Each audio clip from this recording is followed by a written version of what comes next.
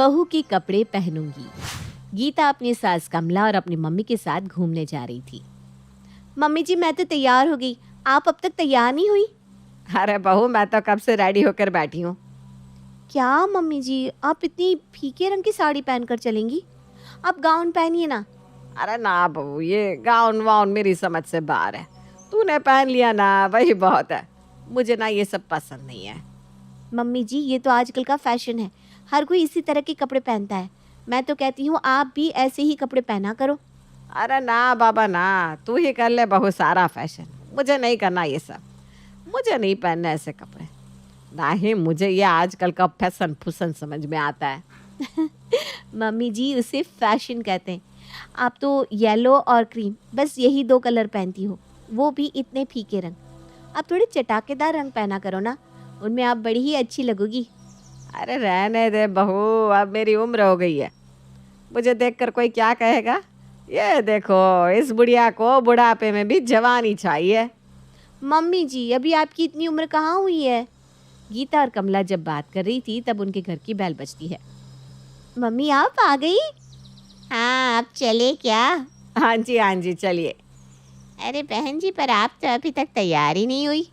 अरे नहीं तो बहन जी, मैं तैयार हूँ। क्या कहा? आप हमारे साथ ऐसे चलेंगी? नहीं नहीं नहीं, आपको बिना हमारे जैसे कपड़े पहनने होंगे। हाँ मम्मी अब आप ही समझाइए ना, मैं तो मम्मी जी को समझा समझा कर थक चुकी हूँ। हाँ जी बहन जी, आपको आज तो कुछ डिफरेंट पहनना होगा।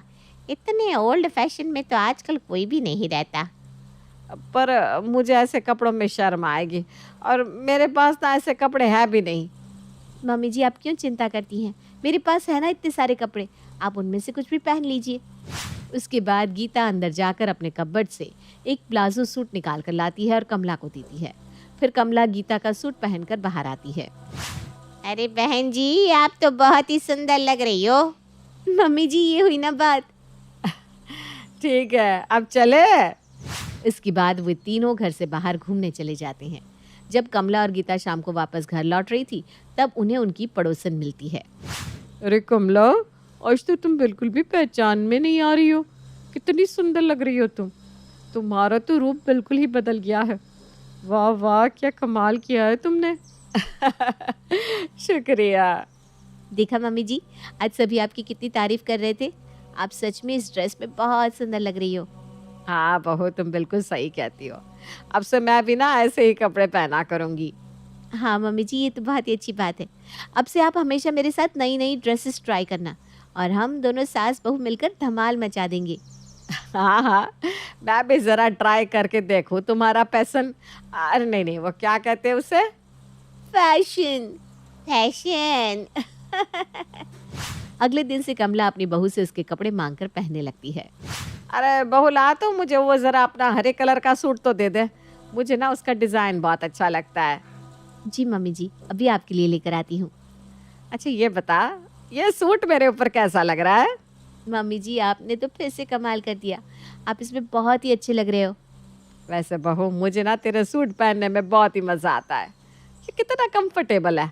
साड़ी तो अब मुझे बिल्कुल बोरिंग लगने लगी है। साड़ी पहन कर तो ना मैं बंद जाती थी। अब मुझे इनमें कितना आराम मिलता है। मैं तो आपसे हमेशा से कहती थी मम्मी जी। चलो अच्छा है, कम से कम आपने देर से ही सही पर मेरी बात मानी तो सही। हाँ बहू। एक रात गीता और कमला को एक पार्टी में जाना था।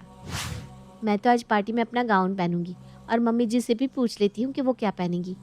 आज मैं उन्हें भी गाउन ही पहनाऊंगी। देख तो बहू, मैं इस गाउन में कैसी लग रही हूँ। अरे मम्मी जी ने तो मेरा ही गाउन पहना है, मुझे आज पार्टी में यही पहनना था, अब क्या करूँ। जी मम्मी जी आप इस गाउन में बहुत अच्छे लग रहे हो। चल बहू, अब तू भी जल्दी से रेडी हो जा। जी अब मैं क्या पहनूं, गाउन तो मम्मी जी ने पहन लिया।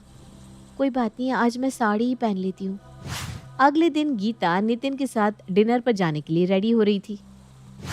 अरे मेरा रेड कलर का सूट कहाँ चला गया, मैंने यहीं पर तो रखा था। पता नहीं आजकल मेरे सारे कपड़े कहाँ गायब हो जाते हैं। तुम अभी तक रेडी नहीं हुई, जल्दी करो हमें लेट हो रहा है। हाँ पर मेरा सूट कहीं पर नहीं मिल रहा। सूट अपने आप चलकर कहाँ जाएगा, ध्यान से देखो वहीं होगा। मैंने पूरा कपबोर्ड छान लिया है पर मेरे काफ़ी सारे सूट नहीं मिल रहे। आजकल पता नहीं मेरे सारे कपड़े कहाँ गायब हो जाते हैं। उसके बाद गीता कोई दूसरा सिंपल सा सूट पहन लेती है।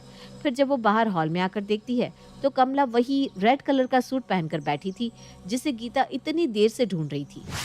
अरे मम्मी जी, ये रेड कलर का सूट आपने पहन रखा था? मैंने तो इसे पूरे कमरे में ढूंढ लिया। हाँ बहू, मुझे ना तेरे कुछ सूट बहुत ही पसंद आ गए। इनके कलर इतने प्यारे प्यारे हैं, इसीलिए तेरे कुछ सूट अपने कमरे में ले आई हूँ पहनने के लिए। अच्छा, तो मेरे सारे सूट इसलिए गायब हो रहे हैं। वही मैं सोचूं कि आखिर मेरे सारे कपड़े कहाँ जाते हैं। ये मम्मी जी को तो अच्छी आदत हो गई है मेरे कपड़े पहनने की।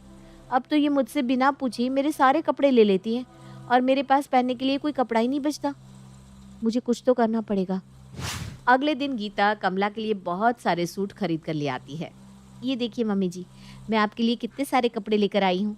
मैं ये सारे सूट आपके लिए लाई हूँ। अब से आप इन्हें पहना कीजिए। अच्छा बहू, अब से ना मैं रोज नए नए सूट पहनूंगी। मैं अभी जाकर इन्हें ट्राई करके आती हूँ। हाँ, और कृपा करके मेरे सूटों को बख्श दीजिएगा। कमला सारे सूट पहनकर शीशे में देखती है। नहीं नहीं नहीं, ये सूट इतने खास नहीं है। मुझे तो बहू के सूट ही ज़्यादा पसंद है। मैं तो उसी के सूट पहनूंगी। कमला ने कुछ दिन तो अपने सूट पहने, फिर से उसने गीता के सूटों को पहनना शुरू कर दिया। कमला गीता से बिना पूछे ही उसके सारे सूट ले लेती थी। अरे, फिर से मेरी अलमारी खाली है। मुझे तो यहाँ पर मेरा एक भी सूट नहीं मिल रहा। ज़रूर मम्मी जी ने फिर से मेरे सारे सूट ले लिए होंगे। कुछ दिन पहले ही तो मैंने उनके लिए इतनी सारी शॉपिंग की थी। वो अपने सूट क्यों नहीं पहनती है? परेशान हो चुकी हूँ मैं तो। अरे क्या हुआ, तुम फिर से इतने गुस्से में क्यों?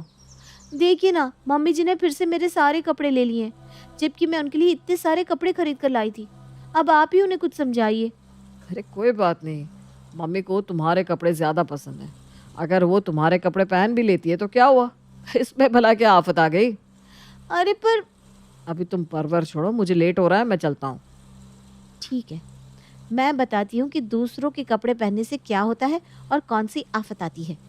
जब नितिन शाम को घर वापस आता है तो वो देखता है गीता ने उसके कपड़े पहन रखे थे। अरे तुमने मेरे कपड़े क्यों पहना है? माँ जी ने मेरे सारे कपड़े ले लिए हैं। अब मेरे पास तो कोई कपड़े बचे ही नहीं, तो मैंने आपके कपड़े पहन लिए। अरे तुम भी ना गीता, ये सब। मुझे नींद आ रही है, हम कल बात करेंगे। फिर अगली सुबह नितिन अपनी ब्लू कलर की शर्ट ढूंढ रहा था। अरे अब मेरे कपड़े कहाँ गायब होने लग गए। गीता, गीता जल्दी इधर आओ, मुझे मेरी ब्लू शर्ट नहीं मिल रही। गीता कमरे में आती है। अरे तुमने मेरी ब्लू शर्ट क्यों पहनी है? ये सब क्या हो रहा है? मुझे ऑफिस के लिए ऑलरेडी इतना लेट हो रहा है और ऊपर से तुम हो कि मेरे सारे कपड़े पहन लेती हो। आखिर अब मैं ऑफिस क्या पहन कर जाऊंगा? अब आप ही बताइए, मैं भला क्या करती? मम्मी जी तो मेरे सारे कपड़े ले जाती हैं। अब मेरे पास कपड़े बचे ही नहीं, तो मुझे भी तो कपड़े चाहिए ना, इसलिए मैंने आपके कपड़े पहन लिए। और अगर मैंने आपके कपड़े पहने तो इसमें कौन सी बड़ी आफत आ गई? गीता, अगर तुम मेरे कपड़े पहनोगी तो मैं ऑफिस में क्या पहन कर जाऊंगा? और मम्मी जी अगर मेरे कपड़े पहनेंगी तो मैं क्या पहनूंगी? इसलिए अगर आपको अपने कपड़े वापस चाहिए तो आप मम्मी जी को समझाओ, सीधी बात। इतना कहकर गीता वहां से चली जाती है। हे भगवान, अब मैं क्या करूं? मुझे मम्मी से बात करनी होगी, नहीं तो ऐसे तो मेरे पास ऑफिस में पहन कर जाने के लिए कपड़े ही नहीं बचेंगे। मम्मी, आप गीता के कपड़े क्यों पहनती हो? आप अपने कपड़े पहना करो ना, उसे कितनी परेशानी होती है। अरे नहीं बेटा, बहू के कपड़े बहुत अच्छे होते हैं और उनका रंग भी ना एकदम चटाकेदार होता है। मैं तो भाई बहू के कपड़े ही पहनूंगी। लगता है अब मुझे भी इन सब की आदत डालनी होगी। नीता की माँ नहीं थी। उसकी शादी का सारा जिम्मा भाई भाभी के सर था। देखो वर्षा, नीता मेरी इकलौती बहन है। माता पिता ने यह जिम्मेदारी मेरे सर डाली है और मैं चाहता हूँ कि नीता की शादी सबसे अच्छी हो, इतनी अच्छी कि दुनिया देखे कि शादी कैसे होती है। वर्षा यानी नीता की भाभी को नीता एक आंख न भाती। वो उससे हमेशा कंपटीशन करती रहती। जलन के मारे वो पति से कहती है, हाँ हाँ, हम लोगों के तो बच्चे हैं नहीं, जो है लुटा दो सब बहन पर। माँ पिता जिम्मेदारी दे गए हैं, अरे बच्चों का खर्चा देखे या बहन का। देखो वर्षा, मेरे लिए नीता भी मेरा बच्चा ही है। छोटी सी थी तब से मैं ही तो उसे संभाल रहा हूँ। बाकी ऊपर वाला है, उस पर विश्वास रखो, कर्म करो, फल ऊपर वाला दे देगा। नीता का भाई भाभी को ये कहकर वहाँ से निकल जाता है कि भाभी की माँ का फोन आ जाता है। अरे क्या हो गया वर्षा, क्यों परेशान हो रही है? सब ठीक है ना? भाभी अपनी माँ से सारी बात कह देती है। तू फिक्र मत कर, मैं रास्ता दिखाती हूँ, बस ऐसा करती जा तू। भाभी आज वो रोहन के मम्मी पापा शाम को घर आने वाले हैं। उन लोगों ने भाई को भी फोन कर दिया है, तो नाश्ते पानी का इंतजाम मैं हूँ ना, देख लूंगी, तू फिक्र ना कर। हाँ। शाम को जब लड़के वाले आते हैं तो भाभी उन लोगों के सामने सिर्फ चाय लेकर आ जाती है। भाभी मैं नाश्ता लेकर आती हूँ, आप बैठिए। नीता किचन में जाती है लेकिन वहाँ कुछ नहीं होता। काफी देर तक जब नीता बाहर नहीं आती तो उसकी होने वाली सास कहती है, क्या बात है नीता, अंदर बैठकर सारा नाश्ता अकेले ही खा रही है क्या? थोड़ी देर बाद नीता बाहर आती है तो उसके हाथ में चाय नाश्ते की ट्रे होती है। घर पर बना स्वादिष्ट नाश्ता वो अपने ससुराल वालों को देती है कि तभी भाई भी आ जाता है। सॉरी, मुझे दफ्तर से आने में देर हो गई। आप लोगों ने कुछ लिया या नहीं? फिर वो वर्षा की तरफ देखकर पूछता है, वर्षा क्या खिलाया तुमने सभी को? जी भाभी ने चाय बनाई थी और मैंने ये सारा नाश्ता। अब क्योंकि मैं चाहती थी कि तेरे ससुराल वाले भी देखे कि तू ऐसी सिचुएशन को कैसे हैंडल करती है। खैर, ससुराल वाले सारी बात करके जाने ही वाले होते हैं कि लड़के की माँ कहती है, देखिए मैं तो साफ बोल रही हूँ, मुझे दहेज के नाम पर कुछ नहीं चाहिए। बस आप हमारे रिश्तेदारों का स्वागत अच्छा कर दीजिए, बाकी तो हम भी समझ रहे हैं कि लड़की के पिता नहीं है। अरे नहीं, ऐसा नहीं है, मैं अपनी नीता के लिए पिता जैसा ही हूँ। जो भी आप चाहे हम लोगों से बात कर सकते हैं। वर्षा अब अरे जब आंटी कह रही हैं कि कुछ नहीं चाहिए तो क्यों बोल रहे हो? अब हमारे भी तो बच्चे हैं, क्यों आंटी जी, कैसे करेंगे सब कुछ? सास के साथ ही नीता के ससुराल वाले समझ जाते हैं कि लड़की की भाभी कैसी है। सास नीता के सर पर हाथ रखकर कहती है, तू किसी भी चीज की चिंता ना करना, बस खुश रहना और हमारे घर आने की तैयारी कर ले तू। सब वहां से चले जाते हैं। शादी का दिन नजदीक आता है। मैं बाजार जा रही हूँ नीता की शॉपिंग के लिए। अरे तो नीता को भी साथ लेकर जाओ। अरे नहीं, वो तो मैं लेन देन के कपड़े लेने जा रही हूँ जो नीता के ससुराल वालों को देना है। देखो वर्षा, नीता की होने वाली सास ने सिर्फ यही कहा था कि उन्हें कुछ नहीं चाहिए, बस रिश्तेदारों का स्वागत अच्छे से हो, याद है ना? अरे हाँ याद है, क्यों चिंता कर रहे हो? नहीं, मैं चिंता नहीं कर रहा हूँ, बता रहा हूँ कि उनके कपड़े अच्छे लेना, क्या है कि किसी का मुंह ना बने। चलिए ना भाभी, मैं भी साथ में चलती हूँ, दोनों की पसंद हो जाएगी। लेकिन भाभी नीता को लेकर नहीं जाती और अकेले ही जाकर सारा सामान ले आती है। लेकिन नीता जब उन कपड़ों को देखती है, भाभी ये क्या है? ये तो घरों की नौकरानियां भी नहीं पहनती हैं। अरे कोई एक तो नहीं, 30 साड़ी लेनी थी, कहाँ से आता पैसा? तूने तो बोल दिया। अरे कौन सा ससुर जी पैसा छोड़ कर गए थे? नीता को भाभी की बात पर गुस्सा आ जाता है। वो रोते हुए कमरे में चली जाती है कि तभी पीछे से भाई आ जाता है। अरे क्या बात हो गई नीता, रो क्यों रही है? तभी भाभी बात को पलट देती है। वो क्या है ना, लड़की है, शादी के बाद विदाई हो जाएगी ना, तो सोच सोच कर रो रही है हमारी नीता। हाँ ये तो है, उसके जाने के बाद तो घर सूना ही हो जाएगा। वैसे तुम सामान लेने गई थी ना, ले आई? जरा दिखाओ तो। अरे रहने दो ना, एक दो सामान हो तो दिखा भी दूं, लेकिन इतनी सारी साड़ियाँ खोलना बंद करना। लेकिन मैंने नीता को दिखा दी है। हाँ अच्छा फिर ठीक है, कपड़ों में कोई कंजूसी ना करना वर्षा, इज्जत का सवाल है। सभी मेरे ऊपर ही उंगली उठा देंगे कि मैंने ही बहन की शादी जैसे तैसे कर दी। उधर भाभी अपनी माँ को फोन करती है। माँ तुमने सही कहा था, चुपचाप काम करने में बड़ा मजा है, पैसे भी बच रहे हैं और किसी को शक भी नहीं हो रहा। आज ना मैंने लोकल शनि बाजार है ना, वहां से सस्ती सी 30 साड़ियाँ ली, देखने में भी ठीक ठाक और दाम भी मस्त।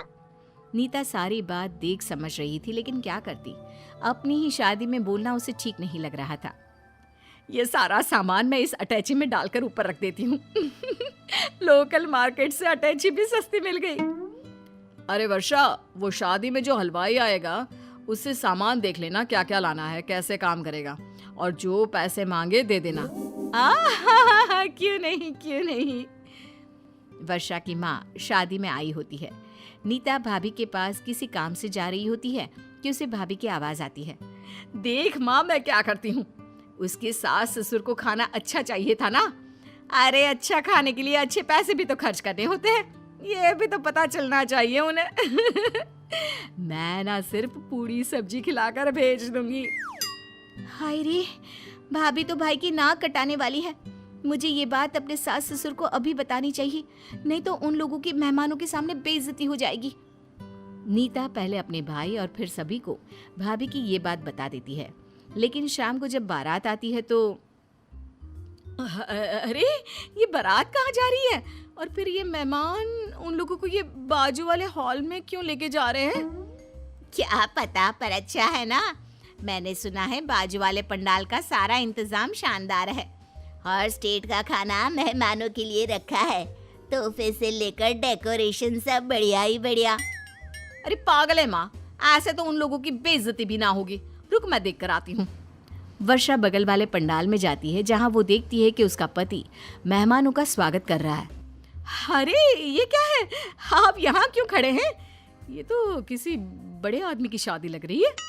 हाँ, ये मेरी बहन की शादी है। वो तो भला हो कि वक्त पर तुम्हारी चाल का पता चल गया, नहीं तो। तभी नीता की सास भी आ जाती है। जिनके माता पिता नहीं होते ना, उनकी भाभी की जिम्मेदारी होती है कि वो उसे ननद नहीं बेटी समझे। लेकिन वैसे जिसके साथ भगवान है उसके साथ बुरा तो कुछ हो ही नहीं सकता। अब शादी में आप आई हैं तो खाना खाकर जाना।